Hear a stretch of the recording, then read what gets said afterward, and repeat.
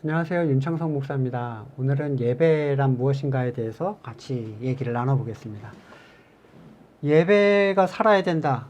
예배가 중요하다. 예배가 바로 서야 된다. 이런 얘기들을 많이 하는데 정작 예배가 뭔지 모르고 잘못된 예배를 추구하게 돼요.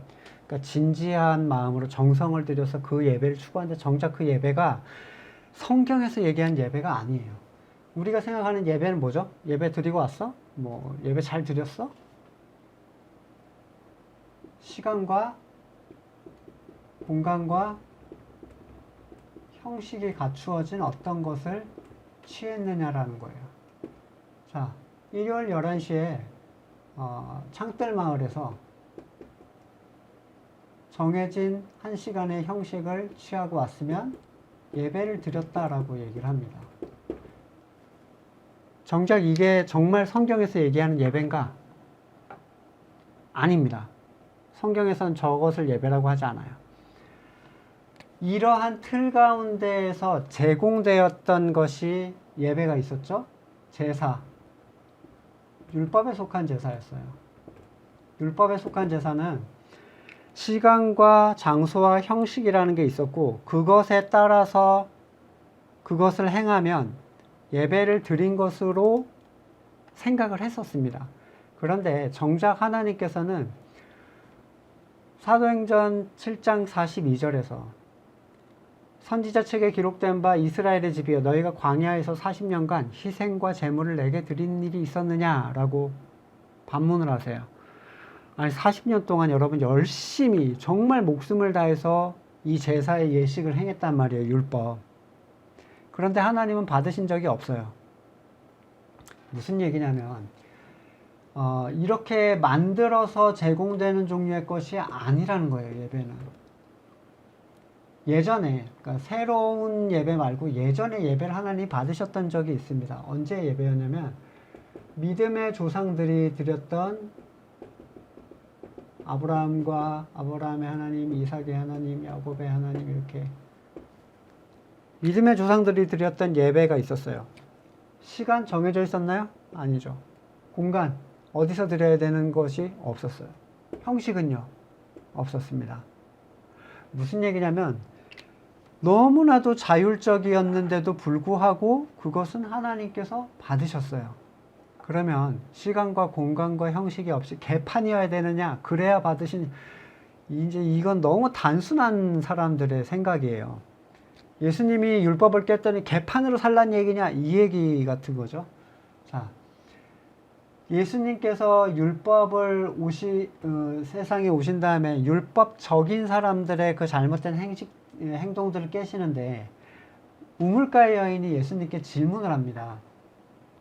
예루살렘에서 드린다고 하던데 우리는 그리심산에서 드립니다. 어느 게 진짜입니까? 그랬더니 여기도 아니고 여기도 아니야. 시간과 장소와 형식에 관한 문제가 아니라 너희가 진정으로 예배를 드릴 때가 오는데 곧 이때라 그러면서 뭐라고 얘기를 하시죠? 진짜 예배에 대해서 참으로 예배 드릴 때 진짜 예배 영과 진리로 예배를 드리는 것 진리로라는 거예요. 무슨 얘기냐면 시간과 형식 장소는 사람이 따를 수 있어요. 근데 이 영과 진리는 어떻게 여러분 영과 진리로 어떻게 예배를 드리시려고 합니까? 이 영과 진리로 예배를 드린다고 해야 된다고 이제 성경에서 나오니까 뭘 하시냐면 이 위에 거를 진지하게 드리면 이렇게 될 거라고 생각해요. 거룩한 마음으로 미리 와서 마음을 가라앉히고 이걸 잘 치러내면 영과 진리로 예배를 드리는 게 아닐까. 또는 여기서 내가 감격하거나 울거나 기뻐하거나 하면 영과 진리로 들리는 게 아닐까 이렇게 착각하시는데 이쪽 거는요 하등 관계가 없습니다. 아니 우리 조상 대대로 계속 이렇게 예배를 드려왔는데 지금 그렇게 얘기를 하시면 어떻게 합니까? 저는 그분들한테 말씀드리고 싶어요. 예수님이 이렇게 얘기 안 하셨는데 그렇게 얘기하시면 어떻게 합니까? 영과 진리는 사람이 만들어낼 수 없습니다. 제가 목사잖아요. 영과 진리로 드리는 예배를 제공해 드릴 수가 없어요. 왜요? 저는 영과 진리의 주권자가 아니니까요. 누구를 통한 예배예요? 하나님을 통하여 드리는 예배가 영과 진리로 드린 예배예요. 성령님께서 주도하시는 예배, 드리도록 하시는 예배. 에이, 그런 식으로 하면 어느 세월에 예배를 드려? 그런 분들은 그냥 이런 거 드리시면 됩니다. 못 믿겠으면 여러분들 스스로 만들어낸 예배를 드리시면 돼요. 근데 영과 진리로 드리는 예배를 드리고 싶다라고 한다면 하나님께서 거듭나게 하시는 사람만이 드릴 수 있는 예배라는 걸 얘기하는 거예요. 자, 첫 번째는 방식이죠. 방식이 시간과 공간과 형식에 따른 것이 아니라 하나님의 방식에 따라 영과 진리로 드려야 된다는 것이고, 두 번째는 무엇을 해요?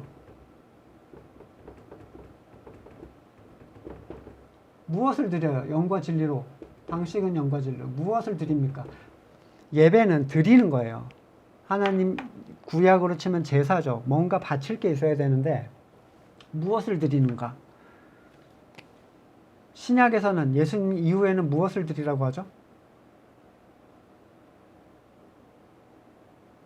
반드시 드리는 건 있어야 돼요. 때와 시간과 형식은 자유로워요. 근데 반드시 이건 있어야 돼요. 방식은 영과 진리로. 그리고 무엇을? 로마서 12장 1절에 내 형제들아 하나님의 모든 자비하심으로 너희를 권하노니, 이렇게 드리라고 권하는 거예요. 지금 바울이 너희 몸을 하나님이 기뻐하시는 거룩한 산 제물로 드리라. 이는 너희가 드릴 영적 예배니라. 예배에서 드려야 될 걸 분명하게 성경에서 알려줬어요. 헌금 드리라고 한 게 아닙니다. 시간을 드리라고 한 게 아니라 여러분의 노동력을 드리라고 하지 않았어요. 정성을 드리라고 하지 않았어요. 뭘 드리라고요?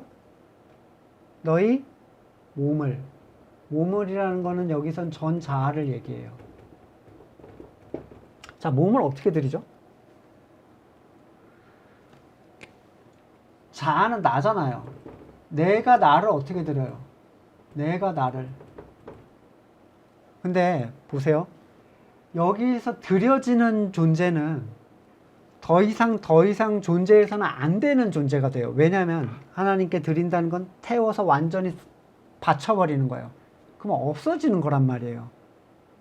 내가 나를 드려서 나를 어떻게 없애? 그래서 거듭난 사람만이 예배를 이해할 수가 있습니다. 누가복음 9장 23절에 무리에게 이르시되 아무든지 나를 따라오려거든 자기를 부인하고 날마다 자기 십자가를 지고 나를 따를 것이니라. 이제 조금 어려운 내용이 되는데, 거듭난 사람에게는 이쪽에 이 쓸데없는 예배를 드리는 쪽은 지울게요. 거듭난 사람에게는 뭐가 있죠?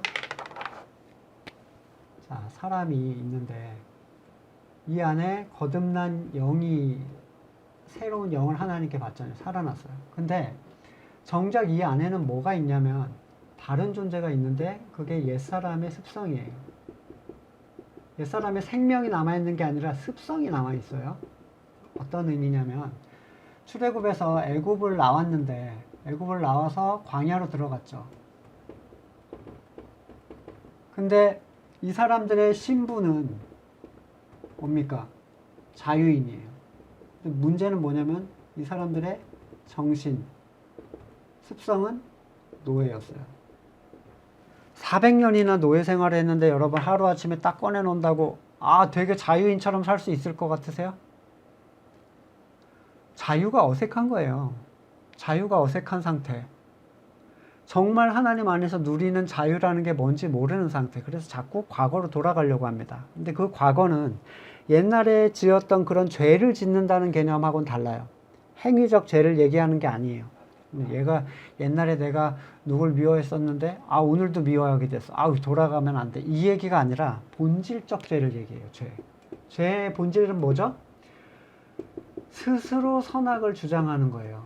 선악의 주권자가 돼서 이것들을 위하여 살아가는 거죠.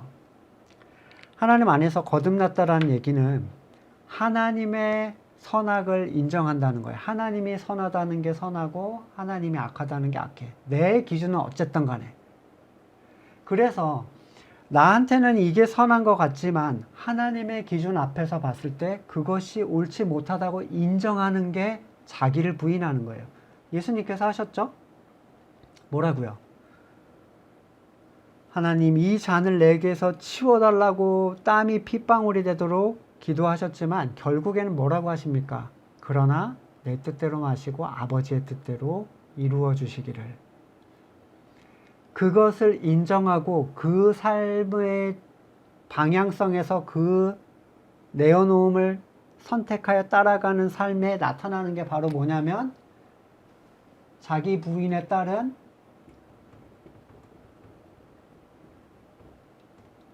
십자가예요. 십자가를 지는 삶이라는 것은 교회 일 많이 하고 힘든데 아무도 안 하는데 내가 할게 뭐 이런 거가 아니라 자기를 부인함으로써 나타나는 고난을 지고 살아가는 삶이에요. 그걸 보고 예배라고 합니다. 내가 내 삶의 주인 되었던 것이 어떻게 발견됩니까? 하나님의 말씀 앞에서 드러나요. 그래서 하나님의 살아있는 말씀, 히브리서 4장 12절에서 나오죠. 하나님의 말씀은 살아있고 좌우의 날선 어떤 것보다도 예리하여 혼과 영과 및 관절과 골수를 찔러 쪼개기까지 하며 마음의 뜻과 생각을 판단하나니 지으신 것이 그 앞에 드러나지 않음이 없고 모든 것이 벌거벗은 것 같이 드러나게 되는 그 일이 말씀 앞에서 일어나는데 왜 이 드러나야 되는 이유가 뭡니까? 이게 드러나야 되는 거예요. 이게 내 생각인지 하나님께서 주신 것의 생각인지. 내 선이면 여러분 아무리 하나님을 위해도 내 선이면 소용없어요. 아무리 하나님을 걱정하고 아무리 하나님을 위해서 여러분이 좋은 걸 준비해도 그게 여러분으로부터 나온 거면 소용이 없습니다. 그렇기 때문에 말씀 앞에 정직한 마음으로 설 때 하나님의 말씀이 우리의 옛 자아의 옛사람의 활동의 영역, 더러운 생각들, 나로부터 나온 것들을 분리해주고 그걸 인정해서 내가 그것을 따르는 삶을 선택하여 고난으로 나가는 것들이 십자가의 삶입니다. 이게 하나님께서 우리에게 새롭게 제공해 주신 예배예요. 여러분 교회를 다니는 사람들, 된 사람들 말고 다니는 사람들이 거기에서 제공해 주는 여러 가지의 예배 형식들을 취하고 있던 사람들이 이런 얘기하면은 무슨 얘기인지 알아들을 수 있을 것 같으세요? 모르죠. 여러분 이 일이 어려운 이유는 우리 손으로 그걸 스스로 잡아야 된다는 거예요. 하지만 잡아서 드렸지만 나는 사라지지 않아요. 그렇죠? 하나님 앞에 나를 잡아서 바치는 일. 시편에서 얘기하죠. 하나님께서 원하시는 것은 상한 심령이다라고 얘기를 합니다. 상한 심령. 상한 심령은 뭡니까? 옛사람이에요. 옛사람. 잘못된 존재들. 하나님을 인정하지 않았던 것들을 하나님께 다시 태워서 올리는 일. 나 뭐 세상에서 힘들어가지고 마음이 상했는데 이거 하나님 받아주세요. 이런 상한 심령이 아닙니다. 어떠한 사람도 예배를 제공해 줄 수 없어요. 예배는 하나님과 자기와의 만남이에요. 다만 참된 예배를 드리는 존재들은 머리가 그리스도가 되기 때문에 자연스럽게 같은 마음을 공유할 수 있어요. 예배를 드리기 위해 함께 모였다. 여러분 드리려고 한다고 그 타이밍에 그렇게 드려지는 게 아니죠. 각자의 상황과 때에 따라 드릴 수 있는 때라는 게 하나님 앞에 있습니다. 모월 모시 몇 시에 우리 같이 예배 드리자 라고 한다고 해서 예배를 드릴 수 있는 게 아니에요. 이건 성경에서 예수님과 사도들이 얘기한 예배예요. 위에 건 지워버렸는데 누가 만든 예배죠? 정체를 알 수 없는 존재들이 만들어 놓고 우리에게 제공해 주는 예배입니다. 아니 저 인간이 지금까지 수십 년 동안 드려왔던 예배를 부정한다. 저는 그걸 부정하기보다는 이걸 긍정하고 싶어요. 여기서 말씀하는 건 절대로 그 형식에 따른 예배를 얘기하는 게 아닙니다. 오히려 자유롭게 만들어 놓은 본질로서의 예배를 망치는 결과가 돼요. 드려보셨잖아요. 그 시간에 여러분이 정말로 하나님을 만나고 하나님께 자기를 내어드리는 시간이 되는, 의도하는 거 말고요. 정말로 그렇게 되던가. 몇 번이나 그렇게 할 수 있던가. 물론 말씀을 듣는 시간이라는 관점에서 이 모인다라는 거는 굉장히 귀중하죠. 따로 만나서 다 뭐 할 수 없으니까 한 번에 모여서 같이 말씀을 공유하고 그 시간에 예배가 일어날 수도 있어요. 하지만 그 시간을 예배라고 규정할 수 있는 건 아니에요. 왜냐하면 받으시는 분께 올라가야 예배가 되는 거지, 이때 할 테니까 받아라라고 할 수 없다는 거죠. 예배는 믿음의 선조들이 했던 것처럼 흘러나옵니다. 하나님을 통하여 참된 감격으로. 우리가 예배라고 생각한다고 해서 모든 것이 다 예배가 되는 것은 아니죠. 예수님께서 우리에게 피값으로 허락해 주신 은혜예요.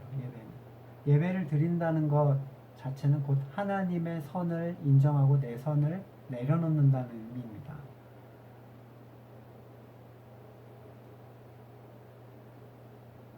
골로새서 2장 8절 이하에 뭐라고 얘기를 하냐면, 누가 철학과 헛된 속임수로 너희를 사로잡을까 주의하라.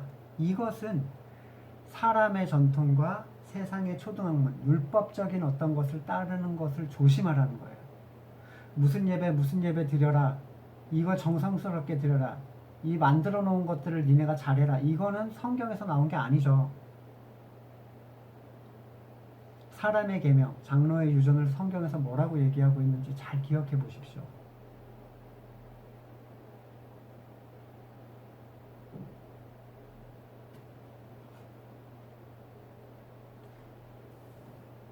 조금 더 예배에 대해서 설교를 길게 듣고 싶으신 분들, 최대한 좀 짧게 설명을 드리려고 했는데, 제 2월 3일 설교에 요한복음 4장 20절에서 26절 전혀 다른 예배의 시작이라는 설교에서 좀 더 구체적으로 다뤄드리니까 한번 살펴보시면 도움이 되실 것 같습니다.